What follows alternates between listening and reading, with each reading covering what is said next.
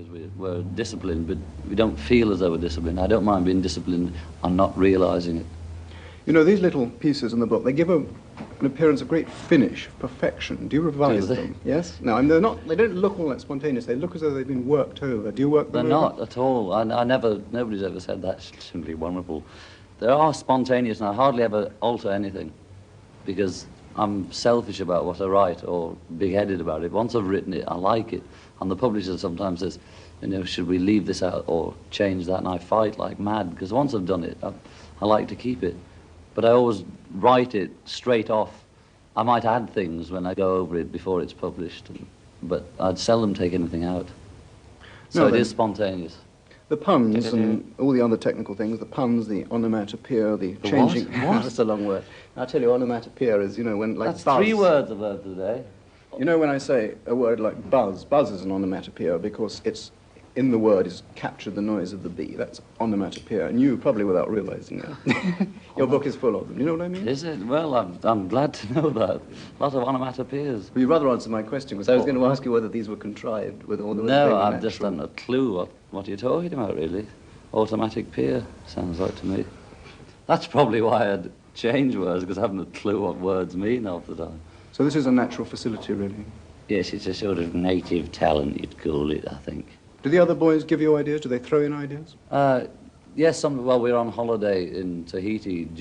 I went with George, and I was writing The Single Large Experience of Miss Anne Duffield, and it was the longest one I'd ever done. That was like a discipline. I was seeing how far I could go, because I always get fed up. That's the Sherlock Holmes take-off, Sherlock Holmes, yeah. And I wanted to see if I could carry on and on. I would have gone on and made a whole book out of it if I could, but I couldn't.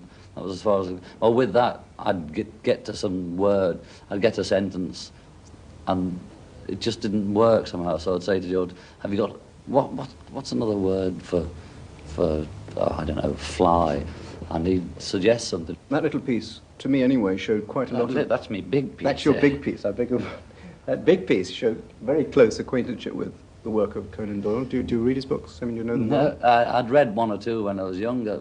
I know you hate this question, but what are the other influences? Obviously, Conan Doyle in that case. All the names that people toss out when they read your things. Nursery rhymes, Lewis Carroll, Edward Lear. You deny all this, will you? I deny it because I'm ignorant. I was ignorant of the fact of Lear. I'd heard the name, obviously, you know, somewhere, but we didn't do him at school, and the only sort of classic kind of all very highbrow or anything kind of things I'd read were at school, or that I knew of, and Joyce and Chaucer. I might have read a bit of Chaucer at school, because I think they do that. So I bought all the books that they said it was like. I bought 1 book on Edward Lear, I bought Finnegan's Wake, Chaucer's, a big book on Chaucer, and I couldn't see any resemblance to any of them. A little bit of Finnegan's Wake, but Finnegan's Wake was so way out and so different. Just a few word changes, but anybody who changes words has got to be compared. But his stuff is just something else. Can I ask you about Lewis Carroll? Oh, Lewis Carroll, I always admit to that, because I love Alice in Wonderland and Alice Through the Looking Glass, but I didn't even know he'd written anything else. I was that ignorant. I just happened to get those for birthday presents as a child and liked them. A lot of people say your pieces are sick. What do you say to them? If it makes people sick, they're sick, but I can read it without... It doesn't appear sick to me.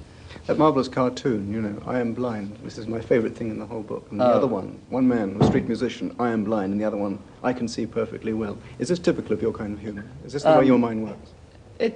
In certain moods. We used to do a lot of gags like that at school. I was just drawing, and I just happened to make him blind, the fella, and gave him a dog.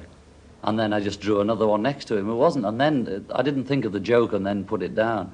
Because at school we used to draw a lot and pass it round, and I remember we'd had dogs with blind dogs with sunglasses on, leading ordinary people, or people leading, you know, just all variations on the theme.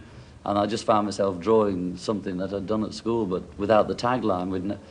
Let me ask you, the difference I noticed between the first book and the second, the thing that struck me most forcibly was there's an awful pompous expression. There's more social conscience somehow in this second book, more awareness of what's going on. I mean, things like Cassandra, the knock at Cassandra, which I love. Well, that was mainly because he knocked us. I sat down to do that because, you know, somebody like Cassandra who does knock us, we get a lot of knocking, which